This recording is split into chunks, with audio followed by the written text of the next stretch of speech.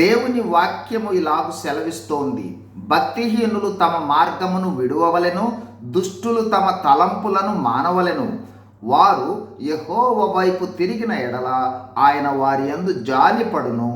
వారు మన దేవుని వైపుకు తిరిగిన ఎడల ఆయన బహుగా క్షమించును. సకల దుర్నీతి దుష్టత్వమును పాపమును మానవులు క్రియల ద్వారా ఆలోచనల ద్వారా చేస్తారు.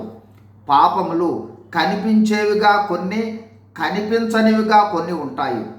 దేవుడు మన క్రియలను మన అంతరంగాన్ని ఎరిగినవాడు. ఆయనకు సమస్తమును తెలుసు.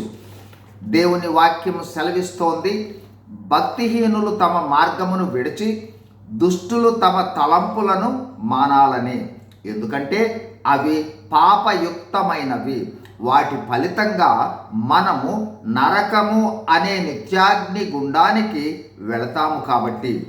కావున భక్తిహీనులను దుష్టులను దేవుని వైపు తిరుగుమని దేవుని వాక్యం సెలవిస్తోంది.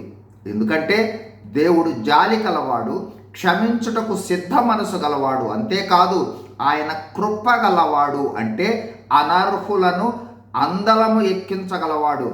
నేడు దేవుని యొక్క కృప ప్రత్యక్షమై యేసుక్రీస్తుగా వచ్చి మానవులందరి పాప ప్రాయశ్చిత్త కార్యముగా కల్వరి శిలువలో మరణించి సమాధి చేయబడి 3వ దినమున లేచి ఆరోహణుడై తండ్రి కుడిపార్శ్వన మనందరి కొరకు విజ్ఞాపన చేస్తూ ఉన్నాడు.